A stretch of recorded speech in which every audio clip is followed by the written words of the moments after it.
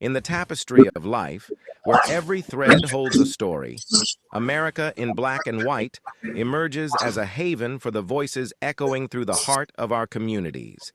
In this podcast, we wade through the rivers of our collective experiences, celebrating the vibrant hues of change brought forth by the whispers of hope and the roars of action. It's more than just a conversation. It's a journey into the heart of our society, illuminated by the light of those daring to dream and do. Join us, and let your voice be the melody that guides us toward a dawn where every color finds its place in the masterpiece of our shared destiny. Together, let's paint a future brimming with the positives that dwell in our minds and the actions that shape our world.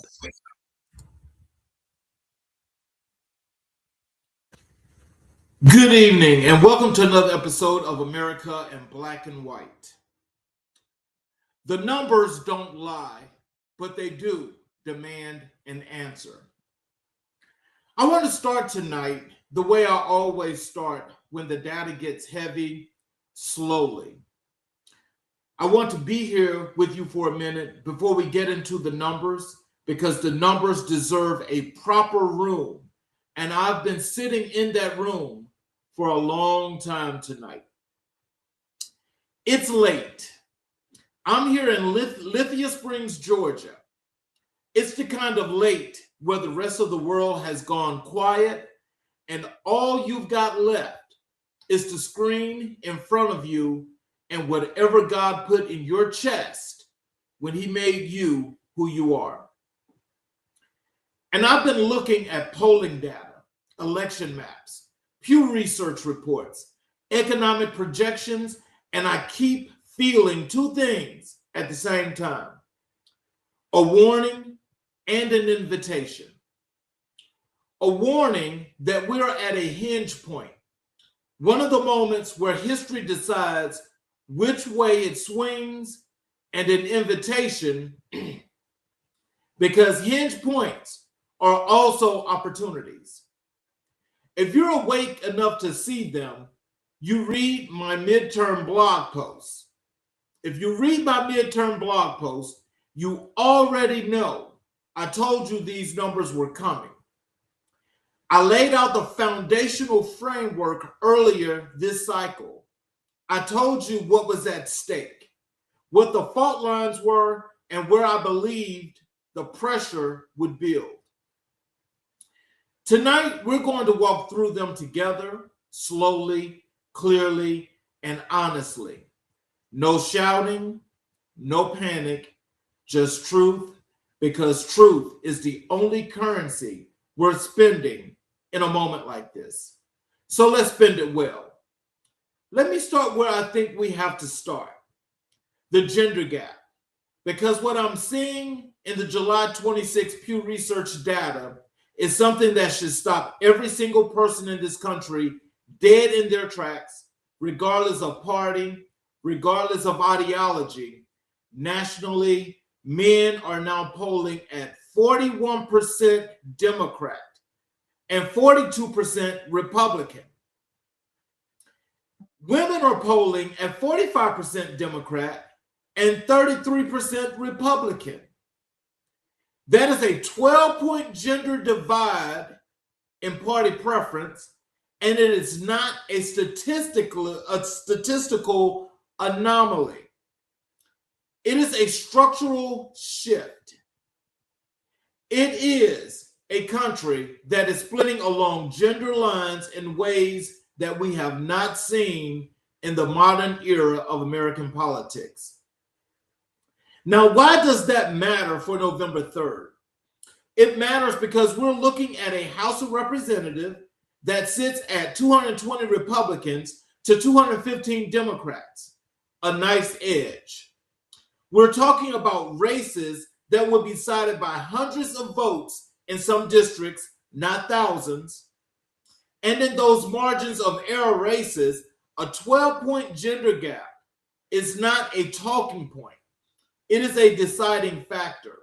Women are driving Democrats towards viability in tight suburban districts. Men, are particularly younger men, are drifting towards the Republican column in ways that are real and measurable and demand an honest response. And Democrats who refuse to have that honest conversation are going to learn its cost on election night. What is pulling women towards Democrats? Look at the policy landscape. Healthcare, Medicaid, reproductive rights. The 2025 reconciliation bill included cuts to Medicaid that are still reverberating through communities all over this country, and women feel those cuts in immediate, visceral ways because women are disproportionately the caregivers, the primary users of the system, the ones sitting in waiting rooms and managing prescriptions and fighting insurance companies. When you cut the safety net, you're cutting the rope that a lot of women are holding. They know it, and they vote like they know it.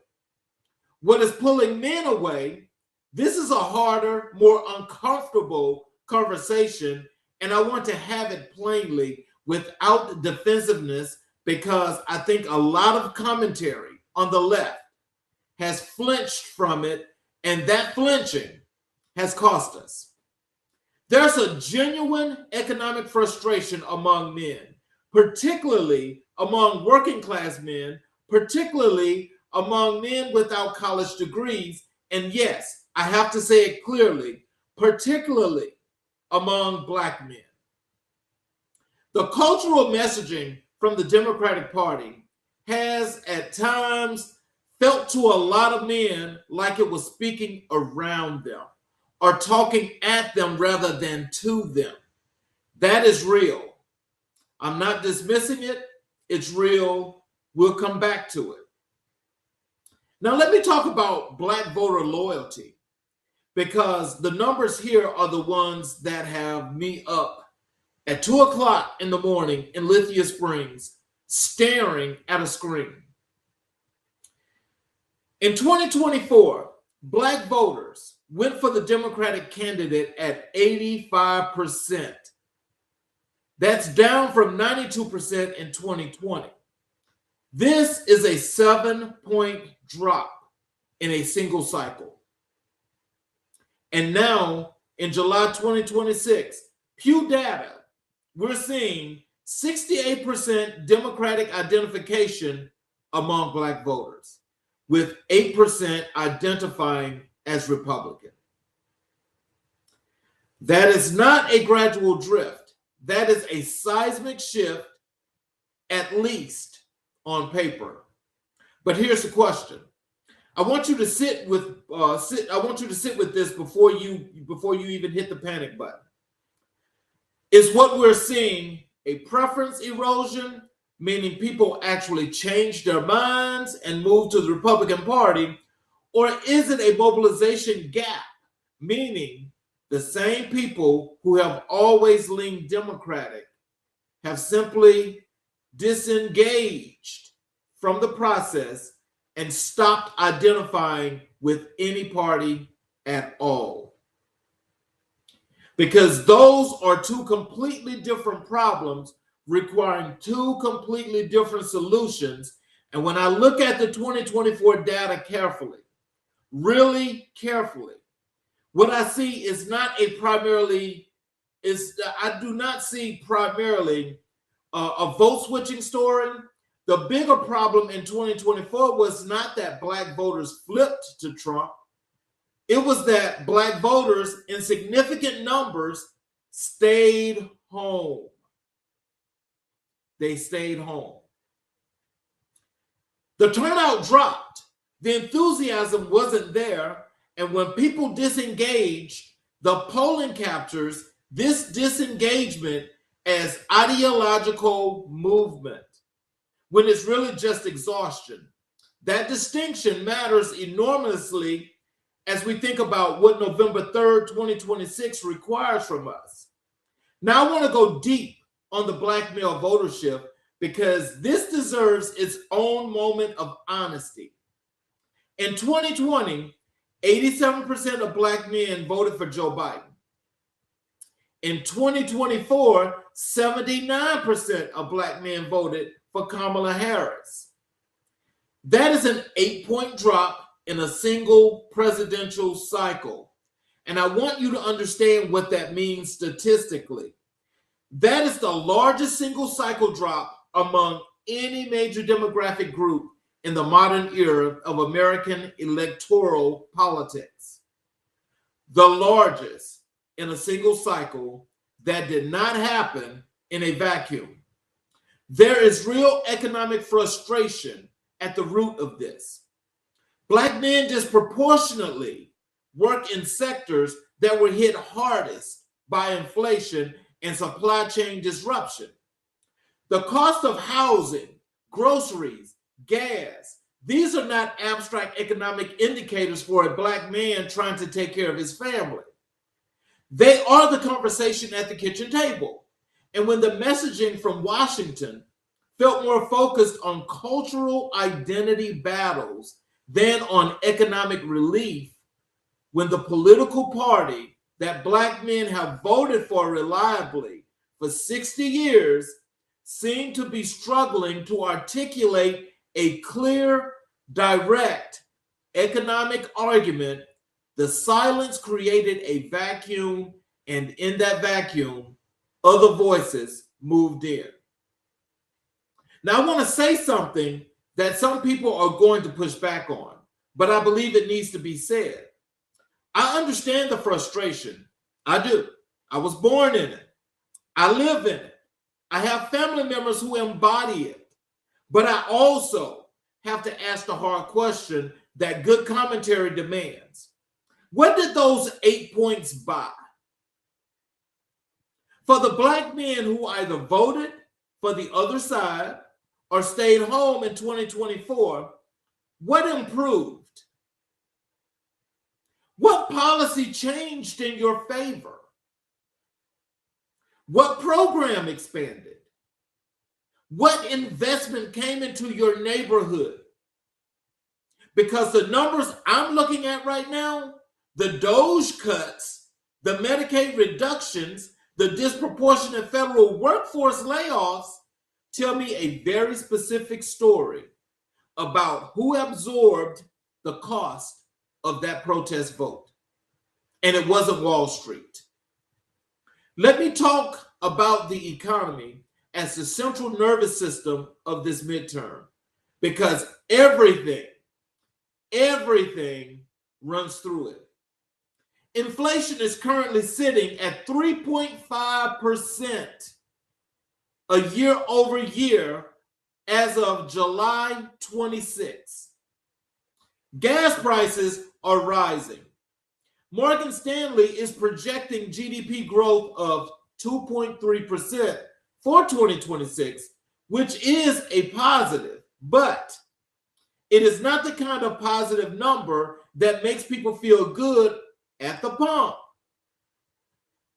And then there are the DOGE cuts.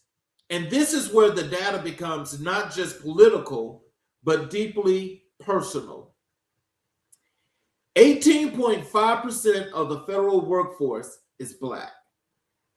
Compare that to 12% in the private sector.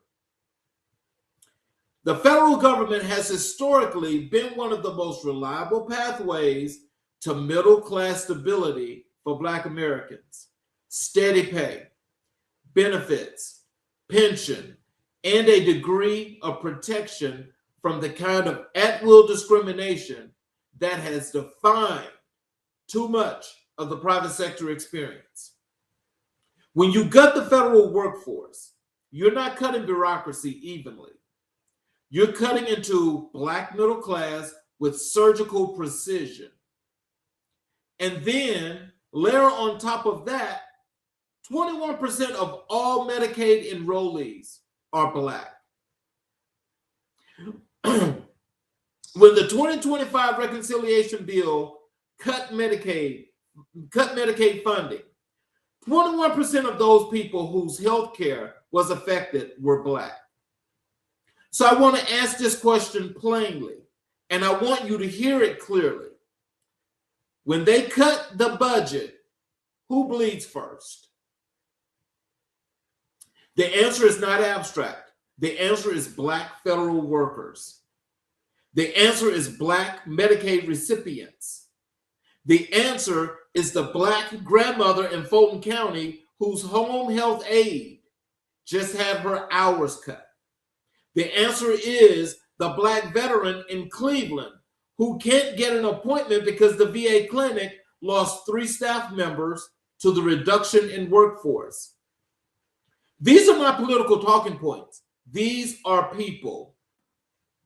And if we're going to be serious about mobilizing Black communities to vote in November, we have to connect the policy to be lived to the lived experience in terms that are direct and real, not in terms that feel like campaign literature.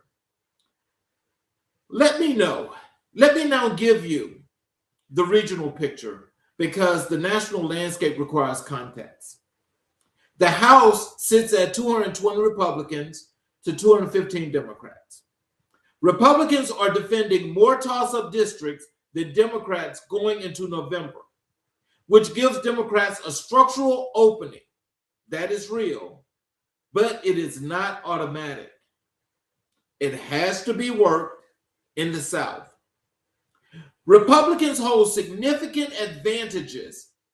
Tennessee has a GOP supermajority, so entrenched that it doesn't register as competitive. In the Midwest, Ohio is the key pressure point. In the West, there are pickup opportunities in suburban districts that flip red in 2024, and the overall Democratic strategy is built on 2 pillars: protecting every single seat they currently hold and picking off vulnerable Republicans in suburban and exurban districts where the gender gap creates a natural disadvantage or a natural advantage. On the Senate side, the math is steep but not impossible. Democrats need to flip 4 seats, and they are targeting Georgia, North Carolina, Ohio, Maine, and Texas. That is a 5-state map for a 4-seat pickup. Every single one of those races matters. There is no margin for error, and the question of whether Black voters in the South show up in Georgia and in North Carolina especially is not a subplot. It is the main story. Let me talk about Georgia, and I want to be honest with you. This one is personal. I live here. I drive these roads. I know what this state's political soil feels like underfoot. Georgia has a 30% Black electorate. 30% electorate. That is extraordinary. That is a built-in structural advantage for Democrats that require activation to function. Fulton County is the engine. It is the single most important jurisdictional unit in the entire state. When Fulton County turns out at 70% or above, Democrats are competitive statewide. When it doesn't, they're not. It is that clean. The Abrams-era voter registration infrastructure, which added over 800,000 new voters to Georgia's rolls between 2018 and 2020, is still the foundational architecture of Democratic viability in this state. But infrastructure is not self-sustaining. It requires energy, maintenance, and investment. And with Brian Kemp as governor, a Republican state Senate holding a 33-22 advantage, and the Warnock Senate seat on the line, the pressure is immense. The NAACP is running targeted outreach through barbershops and community centers specifically aimed at Black men in the 25 to 45 age range cohort. That is exactly the right play. That is meeting people where they are. And as someone who lives here, I want to say this clearly. The work being done on the ground in Georgia right now is serious. It deserves to be met with serious turnout. North Carolina is the state that Democrats have been almost winning for a generation. And it is time to talk about why the almost never becomes a yes. North Carolina has an open Senate seat this cycle. Josh Stein sits in the governor's mansion as a Democrat. That matters for state-level operations and for the credibility of Democratic governance in that state. But the legislature is split.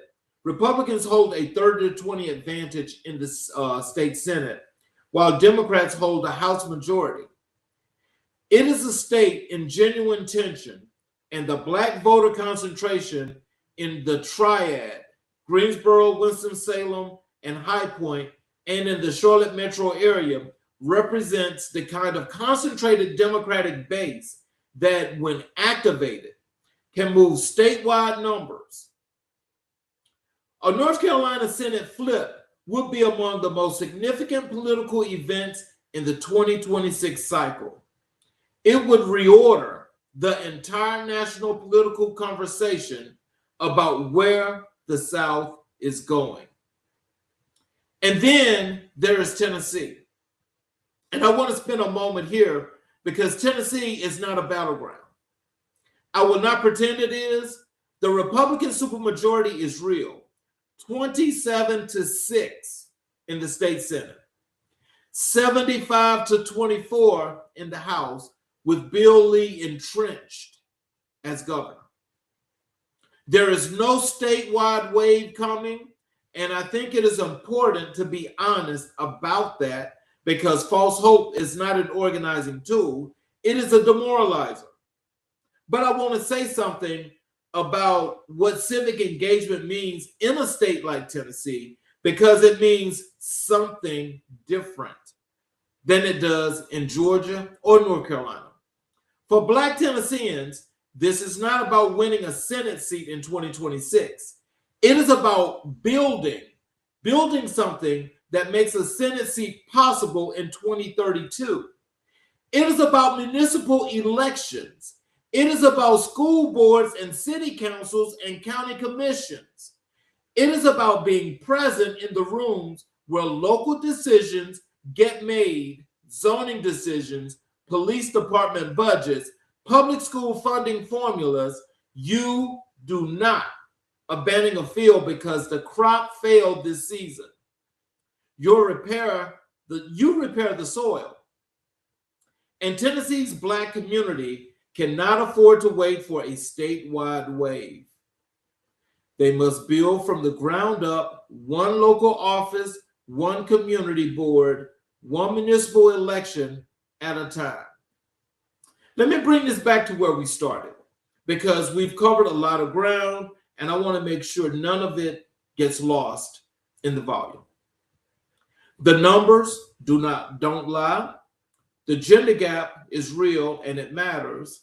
The Black voter loyalty numbers are shifting, and the distinction between preference erosion and mobilization failure matters enormously. The Black male voter drop is the most significant demographic shift of the modern era, and it deserves an honest, non-defensive conversation. The economy is the central issue, and the communities most affected by federal cuts are Black communities. The battleground map is narrow, the math is steep, and every single vote counts. But here is what I want to leave you with before we move into the rest of this package. Data is not destiny. I have said that before, and I mean it more tonight than I ever have. Data describes where we are. It does not determine where we go. What happens between now and November 3rd, 2026, is not written in any poll or any Pew report. It is written by people. People who get up, people who show up and do the work. And that has always been the answer. It is still the answer tonight. Stay with me. We're not done yet. Let's move to this next segment. And this next segment, I'd like to talk to you guys about some of these main points that was mentioned here as I was doing this commentary. And the first thing I want to start with is the gender gap in the voting behavior, because this is something that I think is very important. It's one of those things that we all have to make sure we're paying attention to, because if we're not paying attention to this, then we're not really doing ourselves any good. So let me just start off with this. And when I mentioned the part where men are sitting 41% Democrat and 42% Republican, then that's nationally. And where the women are 45% Democrat and 33% Republican, and that's the 12-point gender gap divide we were talking about. And so with the House being 220 to 2015, well, 215, that's Republican to Democrat, and with that 12 points, which is the entire ball game, that means this. Yeah, simply you can say that Democrats need to get 5-6 seats in order to take control. Well, in doing that, Democrats are going to have to do a lot of work. They're going to have to do a lot of work. And again, I want to go up, before I get into this, let me just make sure that I let you guys know one thing. I am partisan, and I've always been partisan. I'm not partisan. I've been not a part of either of these parties because I do not support either party. But in just looking at this data, this is where I just want to make sure that I tell you guys what it's stating, but also try to explain it as best as I possibly can. So as I was saying, Democrats need at least these 6 seats to take over, as the new leaders in the House. And so in order to do that, and seeing that men are just 41 to 42% in favor of the Republican Party, this means that Democrats are going to need to, at some point, they're going to need to get down in that grind, and they're going to have to talk to these men that they want these votes from. And so at this point, I have to say, they have not done the job that they should have been doing. And because they have not been doing that job, and you see that when you've got, in this particular part, when it comes to gender, how this has tightened the way it has, this could be a break either way. But this is where the independent voters come in. And the independents will decide this. So if they want to do all the things that they need to do, and they really want people to come and vote for them in the Democratic Party, they've got to do some work. And, I don't know if it's too late, and when did it actually start where, they were out doing this outreach to people in the community. I'm not sure when that took place. But I will say this. They are definitely late. They're late, and they've got to work. The gender gap isn't curiosity.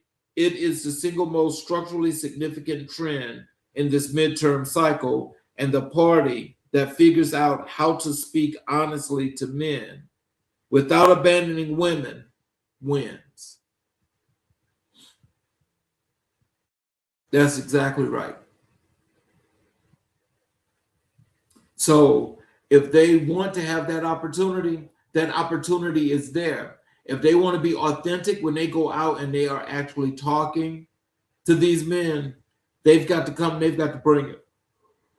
Ooh. Excuse me. They've got to bring it, because this is not where they need to be. And right now, a lot of these races that have started out at a distance, as we get closer to November, they're all tightening. They're all tightening. And so this right here is about, who's got the best lip service is going to win. That's all I can say. And it's not about what's right or what's wrong, but that's what's going to happen. And so women are voting. Women are voting like they know what's at stake. Healthcare, Medicaid, reproduction rights, all of those good things. Now, what I have to say is, as pointing out earlier in that commentary, women are the ones most likely that are dealing with the healthcare situations. They're the ones that's dealing, with the things that they want back, which are reproductive rights. That is affordable healthcare. And having the access to the different parts of the system that were there before they were turned away. Now, I understand that. But my thing is this.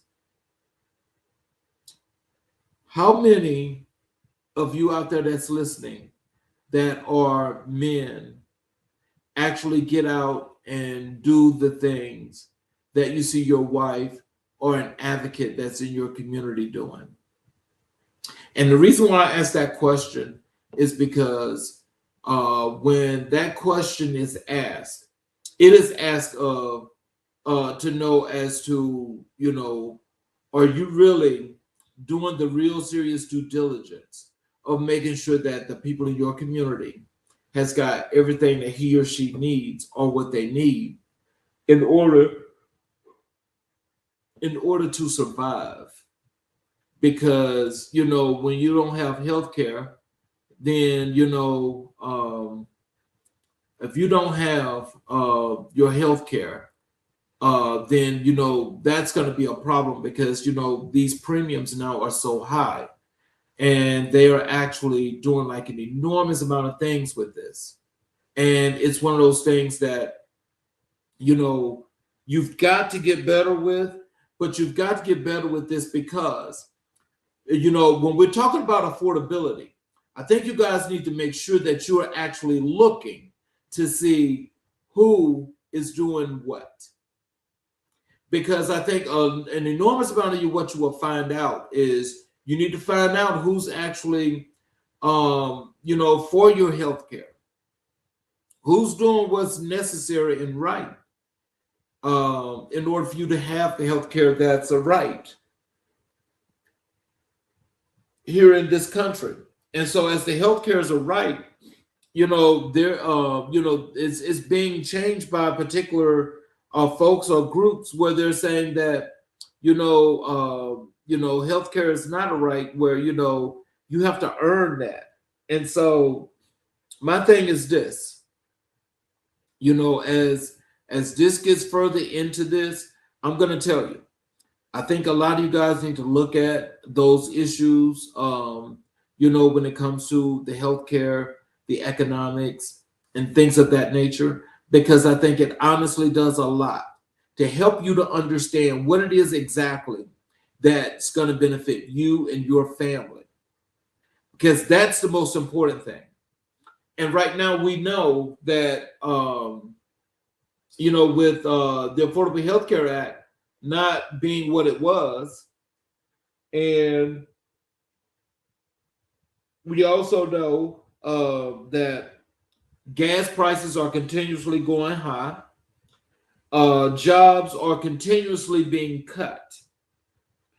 And with that happening, and everything that you buy retail wise, the prices are still going up. And so there are most things that the everyday person cannot afford. and people are speaking that they want to change. I'm going to say this. For those of you that want that change and you're really serious about it, then we need to see you at the polls. We need to see you at the polls because it is so obvious. So obvious that if we stay on this trajectory, healthcare is going to be null and void for people that's middle class and lower because we can't afford it. And affordability means a whole lot.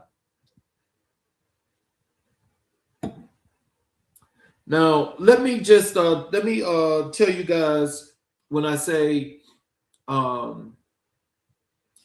about this voter loyalty. Now, I'm going to tell you this because, again, as I say, people say they won't change. This midterm election is going to show who wants to change. And let me tell you what I mean by that when I say that. What I'm talking about is I can guarantee you that Black people are going to show up to the polls because they know that that difference needs to be made.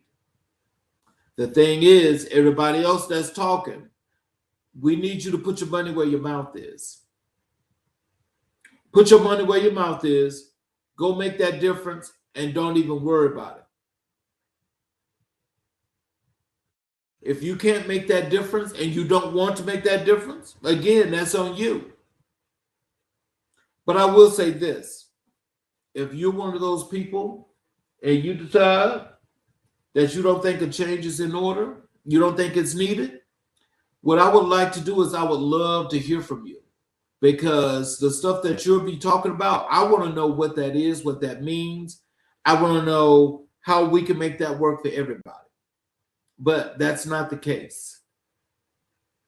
So, you guys say you want that change. We want to see you make that change. Get out there and do what you got to do. You have to go make it happen. Now, Black voter support went from 92% Democrat in 2020 to 85% in 2024. And now in July 26, Pew is showing 68% before you panic at that number, ask this. Is this preference erosion or mobilization failure? You know, I'm going to tell you, it could be a little bit of both, but I think it's more so on the mobilization failure. And I think that's more the mobilization failure because these people are not going out to get out into these communities where their constituents are and actually talking to these people and letting them know intentions as to how they feel. But, you know, the Democratic Party's got a lot of things going on. You know, so, you know, they're being asked, they're being targeted about socialism, which I don't know why, but they're being targeted with that. And along with a whole lot of other things. And it's rolling newer and newer people into office. So in 2024, the bigger problem wasn't vote switching. It was people staying home from exhaustion, okay, because it's not enough a defection. It's not a defection, but the exhaustion can cost you the same number of seats. So in other words, if Democrats don't get out there and do what they need to do, especially if they're talking about, they're giving folk all this mouth service about the work that they're going to do, if they're not going to go out and they're not going to meet their constituents and pull these people into the tent because they say they're a big tent, pull the people in. Pull them in. Tell them what you're about, because I think doing what you're doing is not going to get you. But then what makes it even worse is that you'll tell this lip service to a lot of folk just to get that vote. And when you get that vote, they don't see you again. So I want to say that when we talk about this black voter situation, we do know that that the support and the rise of the black vote is going to be very, very high. But I'm keeping my eyes out open on Fulton County, as mentioned in the commentary. And I'll tell you why I'm keeping my eyes on Fulton County. It's because in this sector here of Metro Atlanta, that includes Fulton, Cobb, DeKalb, Gwinnett, Douglas. What's the other one out there? Well, anyway, there's like I think it's like 8 counties that make up Metro Atlanta. But Fulton County leading the way. That's going to be interesting to see exactly how this works, because people need to make sure that they're out and voting, and they know where they're going to go vote. Because it was one of the things that I put in my blog post. And what I put in that blog post was also where people should go in order to vote. It's got the dates. It's got all of those good things in that blog post, especially here where we're talking about here in Fulton County, or we're talking about Metro Atlanta. And the reason why that is there is because a lot of people still don't know to this day where they actually go vote. Now that's crazy. And so, but that's also got something to do with the folks trying to shake this up and make things a little bit difficult so people don't know where they're voting and things of that nature. And so I'm just going to say, if people are truly doing what they need to do and they are going to go vote, I'm going to tell you, make sure that you do it. So let me just tell you this, so you'll understand, especially people here in Georgia. October 6th, okay, is the last day for voter registration. October 6th, and of course the voter registration has to be done, and all that has to be done in that time frame. November 3rd is the actual election day. November 3rd, and so that doesn't just November 3rd is not just for Georgia, but that's the entire country. And so where we're at on that is that people need to make sure that they are actually out, that they are registered to vote. They go and vote. I mean, you've got early voting, you've got mail-in voting, you've got day of voting. I always suggest to anybody to always try and go to early voting, because I only early vote. I only early vote. I do not go wait for election day in order to go and vote. Bank my vote early. And so I think that's what people need to be thinking about. But the key part of what we're talking about with what's on the line here with this midterm elections is we're talking about the economic impact on communities of color. And 18.5% of the federal workforce is Black. And that is, of course, we know that's not a coincidence, but that 18.5% is comparable, well, actually was a little bit better than what you have on the private sector, which is only 12% of Black employment. So we've got some work to do around this country, because there are several people, one, that's been kicked out of jobs unnecessarily for whatever reasons may have been. But these are things I think that, being here in America, you have to make this right. You have to make this right, because if you don't, then that's other repercussions, economically as we go down the line. 21% of the Medicaid people, for Medicaid, 21% of those people are Black. I think that's a pretty significant number. With that, I'm saying I think this is something we have to work on, and we have to make this better as well, because you got to remember, with these folks have taken away your health care. Healthcare is gone. So now you're trying to make it right. States here in the South in particular, the majority of them didn't even buy into the exchange, which means they didn't expand Medicaid, Medicare. And so you still paid an uptick in price compared to other folk around others in other states in different regions of the country, because they not only paid into the exchange, they expanded the Medicaid and healthcare, and their people were getting health insurance at little to no price, no cost. And that's what everybody wants. The opportunity to get that great health care, but also be able to live your life and not have to worry about, if you got to spend so much on health care. And so this goes also into the effect of when we're talking about the inflation, because so we can remember this is the second year of the Trump administration. Under Biden, inflation was down to 3%. Inflation is now up to 3.5% under this administration. So that says there's a lot of things that's missing that's causing a lot of problems. So it's one of those things that you have to actually make sure you're paying attention to.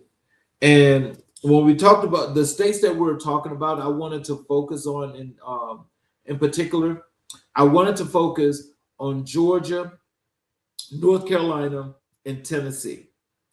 Now, the reason why I picked those three states is for three reasons. That is, one, we know that the makeup of Georgia makes it unique to the other two, but everything is in play. North Carolina, the makeup of it is unique as well, and everything is at stake when it comes to it. But Tennessee does not have that kind of problem. In Tennessee has a supermajority. That's in its state house, its state senate, and in the governor's seat. So there's no battleground coming, but what that means is that we have to focus on Tennessee for the reason of looking and learning that the people there are basically are under some serious kind of repression. It's like that Alabama, Mississippi, Louisiana repression and Texas repression, where it's this serious repression that actually takes away from what these people, what their citizens not only need, but how they can make their lives better. And so, with that being said, I mean, when you look at Georgia is like right there where it looks like Democrats are knocking on the door, because it looks like Keisha Lance Bottoms is looking good in what she's doing as in her gubernatorial race. And so November 3rd is going to be a big indicator of that. And the whole world's watching that, because if Georgia actually goes for Keisha Lance Bottoms, then we can just imagine that's what's going to happen across the country, is that there's just going to be a roll. There's just going to be a roll. But this don't happen if you don't go vote. You have to vote. You have to vote. So, with that being said, let me go into a deeper dive here into Georgia, because Georgia's got a lot of things that connect with so many other states, such as with the electorate being 30% Black. That in itself makes Georgia very, very unique compared to other states.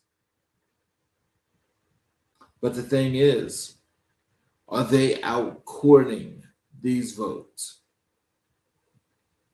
Because it doesn't look like, for most of these folk, that they're trying to do anything that's remotely close to something that's moral and something that's right.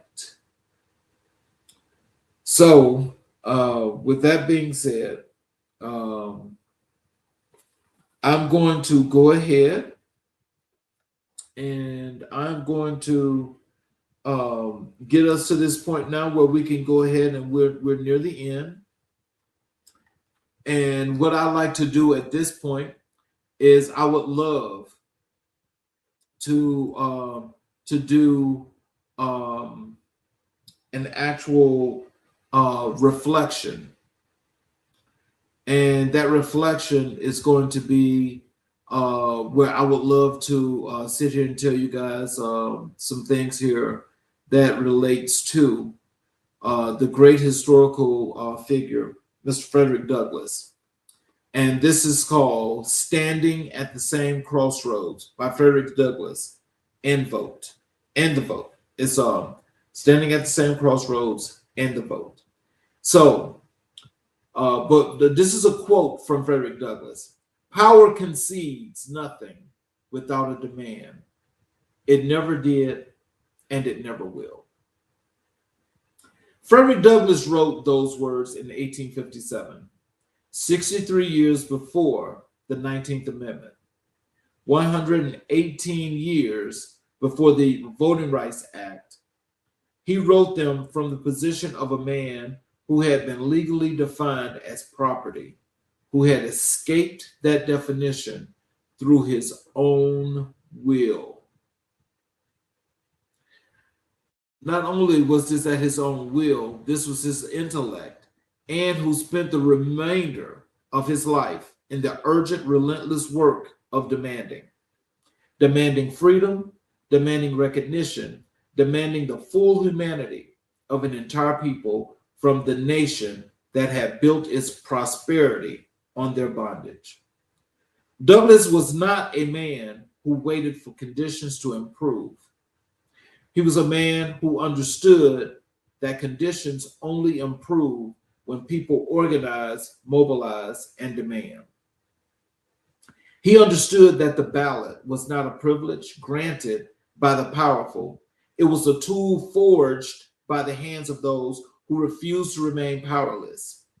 As I sit here in August of 2026, looking at a July Pew Research report showing Black Democratic identification at 68% and Black male voter turnout declining in consecutive election cycles, I cannot stop hearing Douglass in the back of my mind, because what I see in these numbers is not the story of people who have been defeated. It is the story of people who have a significant number stop demanding, and I understand why.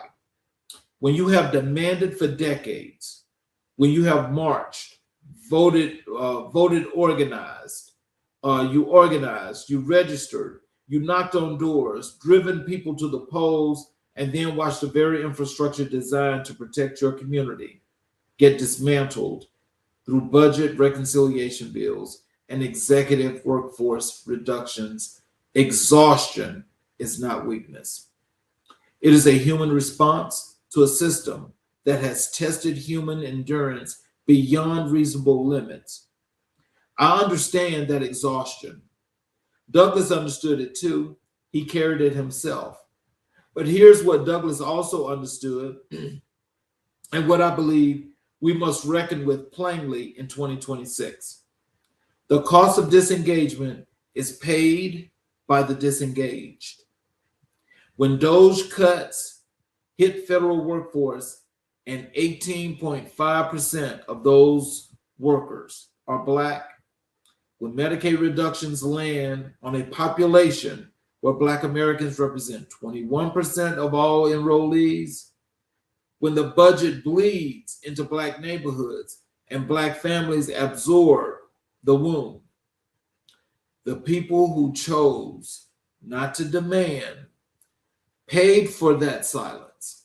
with their health care, their jobs, their stability, and their future.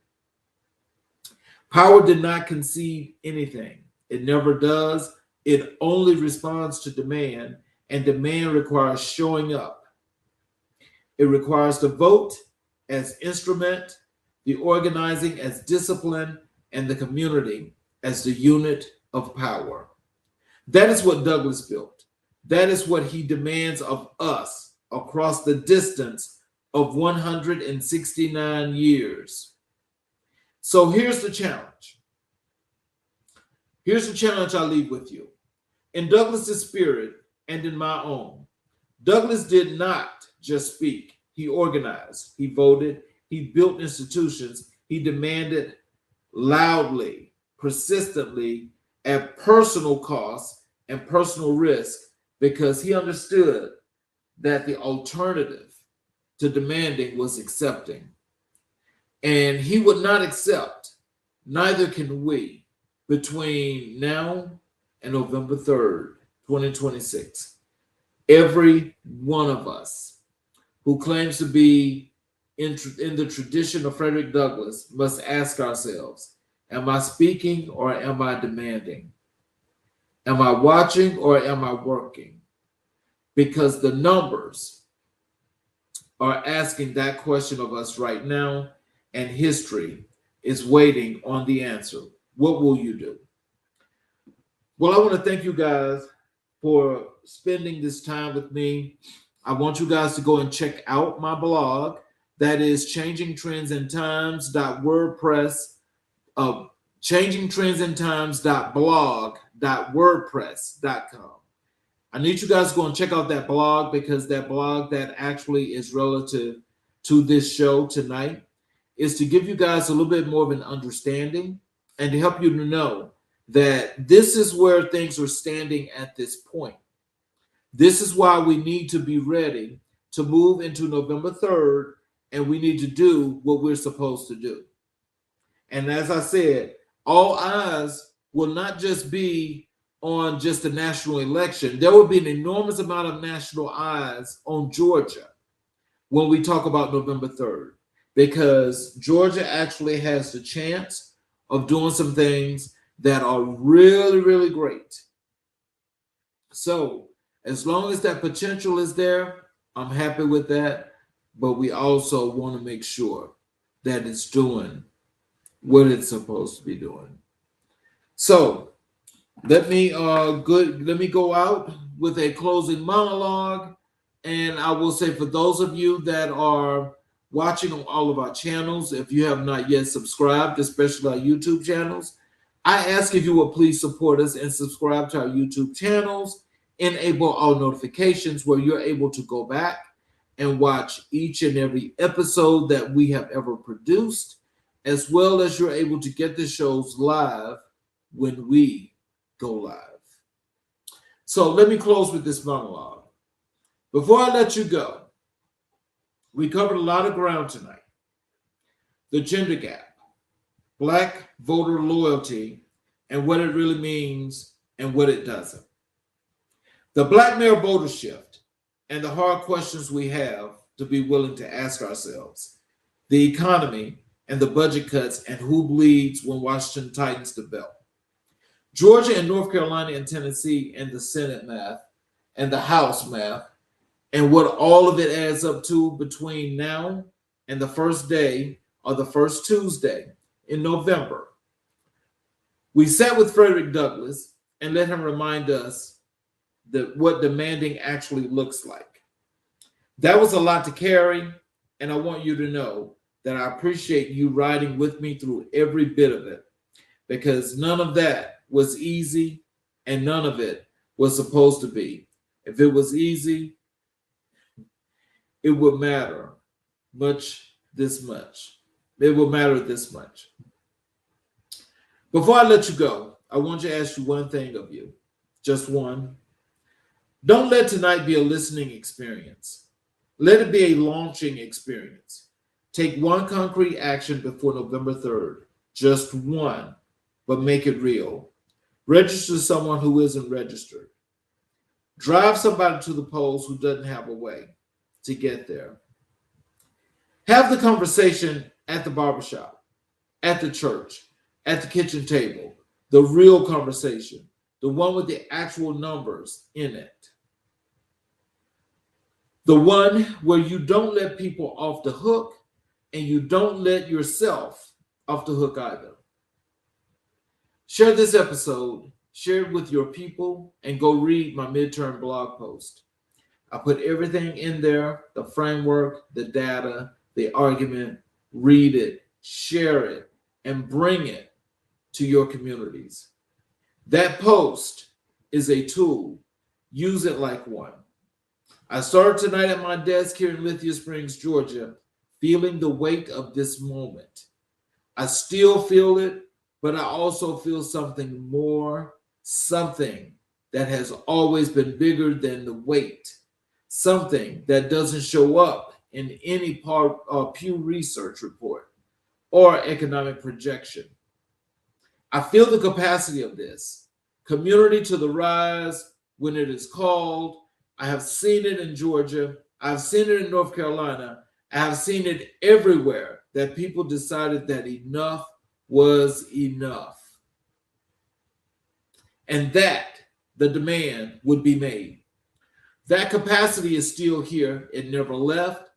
It just needs to be reminded of itself. And that is right. That is it right there. Is exactly what this show is for. Until the next time, stay awake, stay engaged, and remember, your voice is your vote, and God bless you. You and your vote is your power. This is MIBW. I'm Charles Zachary King.